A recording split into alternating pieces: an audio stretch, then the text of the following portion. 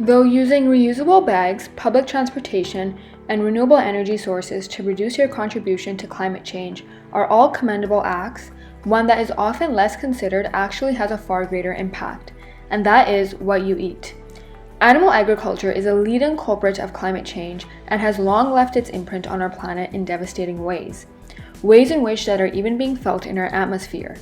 Raising livestock for meat, eggs, and milk generates 14.5% of global greenhouse gas emissions, the second highest source of emissions and greater than all of transportation combined. Processes like cattle ranching, for example, drive up to 80% of the deforestation of the Amazon rainforest. More than 20% of the Amazon is already gone, contributing to the rise in global temperatures as forest cover decreases and a rise in ocean temperatures as they absorb carbon dioxide at increasing rates. In the past 50 years, almost entirely through the use of animals as a food production technology, we wiped out more than 2/3 of the wild animal populations.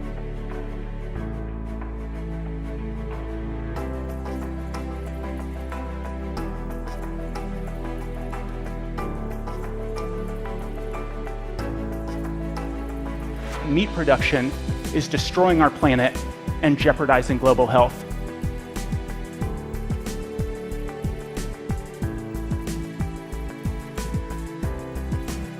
$7,000 liters of water is needed to produce just 1 pound of beef. That's on average like 10 years of drinking water for a person.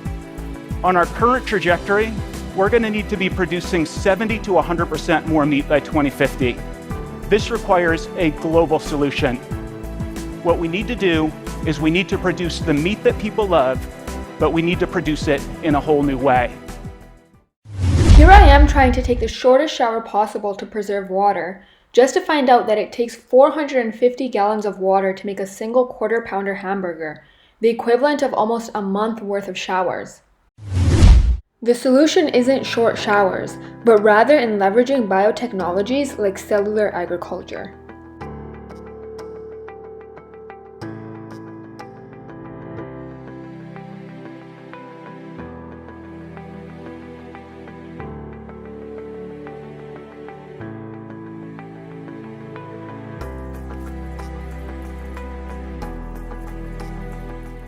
Cellular agriculture refers to the production of agricultural products from cell cultures.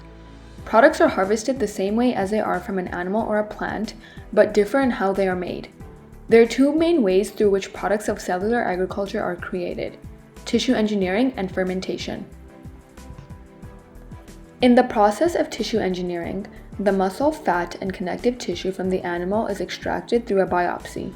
Though it may seem like this step defeats the purpose of lab-grown meat, in theory, only one biopsy is ever needed for unlimited production. The cells are then grown in a controlled cell culture medium to become meat. These cells become the same meat that comes directly from the animals. In the process of fermentation, a gene from an animal is introduced into a microorganism like yeast. The cells are grown in controlled fermentation tanks, and the host cells are then separated from the purified animal proteins that are produced.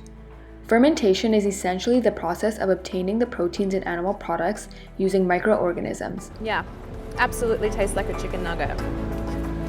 Because it is a chicken nugget, right? It's real chicken. It's actually chicken. It's cultured chicken. And it tastes like the real deal. The process of cellular agriculture uses up to 94% less water, produces up to 76% less greenhouse gas emissions, and uses up to 80% less land than animal agriculture. If we only use animal agriculture to feed, or sort of supply this protein demand around the world, about 10 billion people by 2050. But with cellular agriculture, we think it offers a viable solution to food security concerns in the future.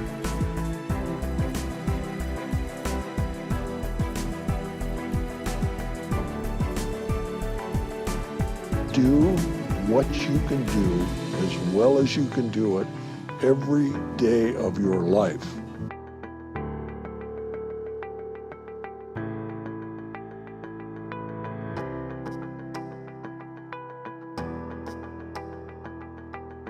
There's a lot on your plate. Lighten the load by choosing a sustainable diet. The choice is yours.